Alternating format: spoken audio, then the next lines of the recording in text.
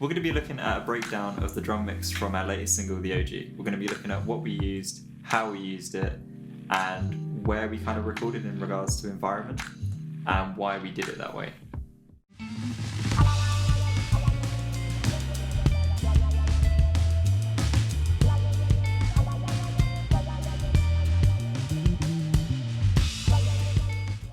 Okay, so here we have the Logic project.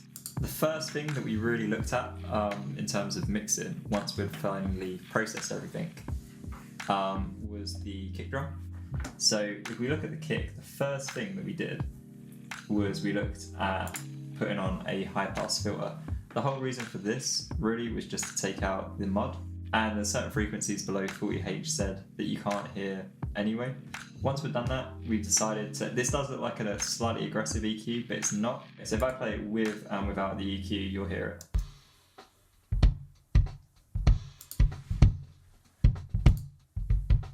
You can hear it ever so slightly, just tightens it up. So all we did to kind of get that was just dip the EQ slightly at 200 Hz. And then we kind of boosted it around 1K just for like a little bit more presence. The next step really was to add in compression. Now typically people add in compression first.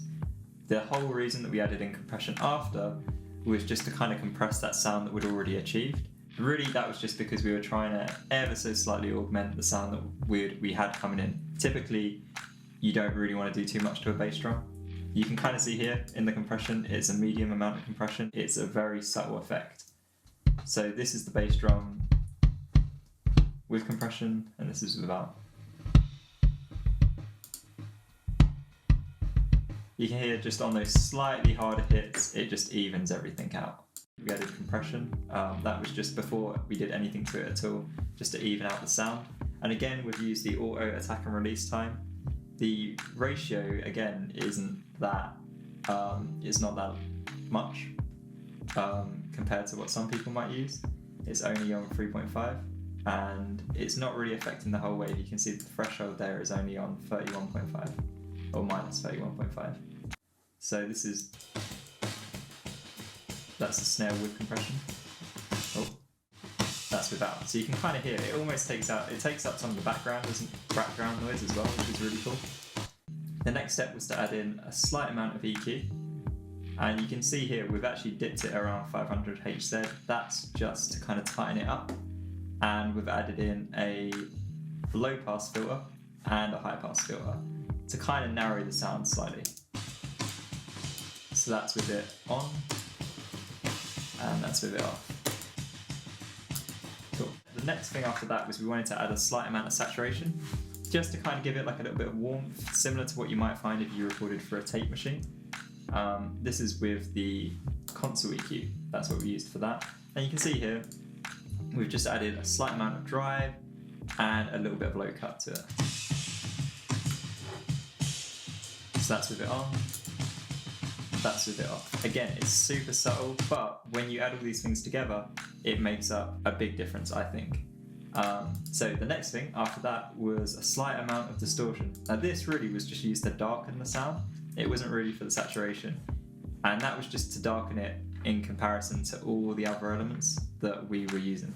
So this is with the distortion.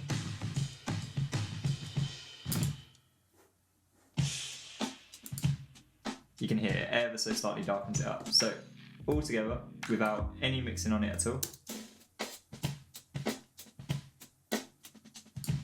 And with all of that on.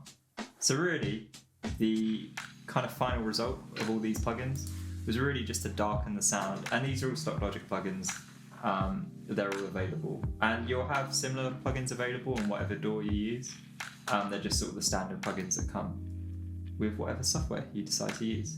The first snare, which you can kind of see here, has a much darker sound to it. If I play that in comparison,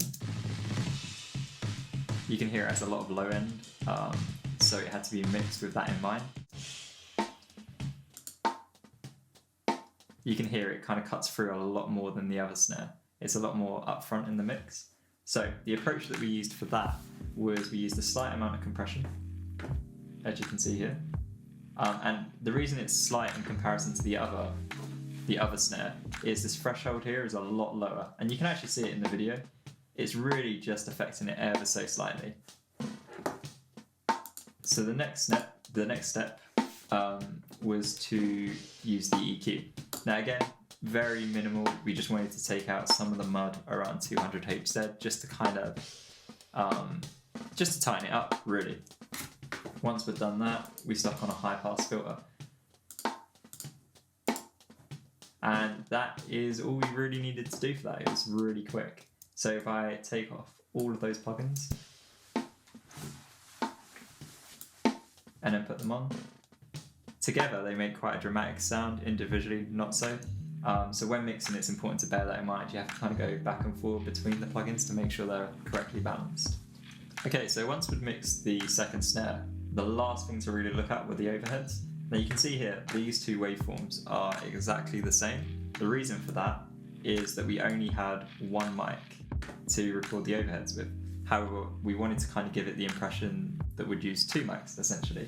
So our method for that was we essentially took the stem, duplicated it, and EQ'd the two stems slightly differently.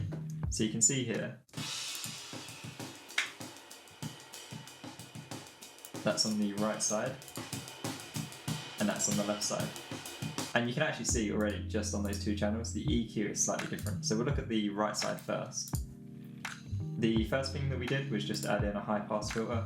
Again, it's quite aggressive, it's around 107, just to take out all that low end that we don't really need. The next was a kind of fairly aggressive EQ. We pushed it around 1K to 800 Hz just for a little bit of presence. And we pushed the 4500 Hz band as well, just to capture a bit more of those highs. So if I put the overhead mic on with and without the channel EQ, you should hopefully be able to hear quite a dramatic shift in sound.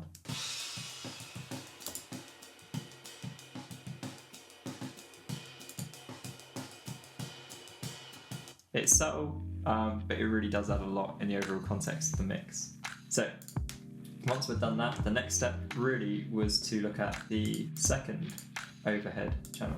And we started that off with a slight amount of EQ, and we just dipped it around 500 Hz. What's interesting is if you compare the two EQs, it's actually ever so slightly boosted on the other one. So we've kind of dipped one and boosted the other in the exact same spot. However, we have still increased the highs ever so slightly. That's left, and that's right. You can hear they sound ever so slightly different. And then we actually added on a final channel EQ. Now I think, yeah, these channel EQs are pretty much almost identical. Big difference is that we pushed it ever so slightly around 80, just for a little bit of low end presence. And that was pretty much it.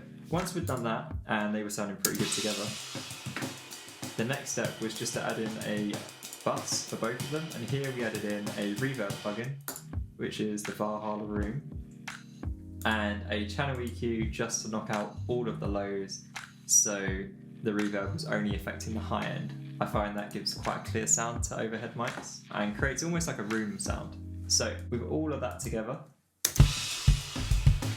that's kind of the resulting effect. So if I turn off all the plugins, that's the drums with no EQ whatsoever. And then if I gradually put it on,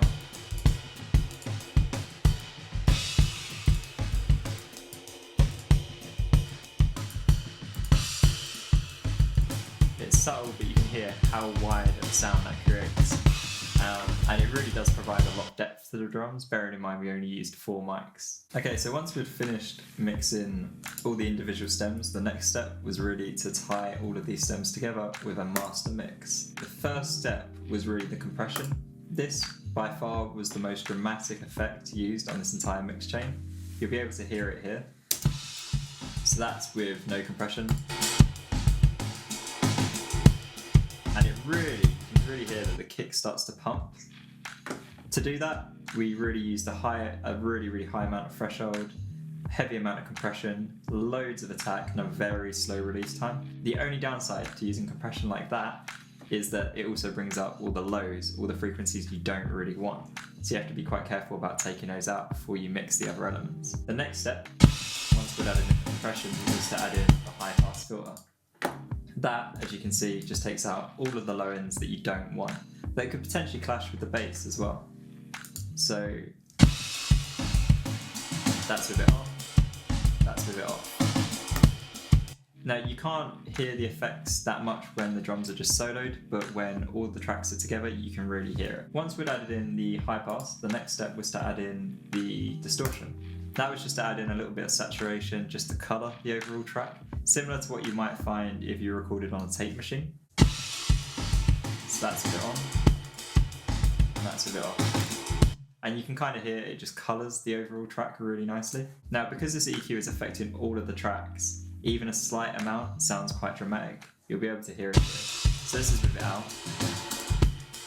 and that's with it on. You can hear it tightens the overall sound quite dramatically, and that's because it's affecting all of these channels. The drums were really ready to be balanced in terms of volume. We haven't got the kick particularly loud. The snares are balanced pretty much equally. One's on -23, one's on -26. And the same with the overheads. They're almost pretty much identical. So to give you an idea of everything that we've went over so far, this is without any mixing whatsoever. So that's the drums just completely raw, no mixing, nothing's been done to them. And this is the drums with that entire mix chain.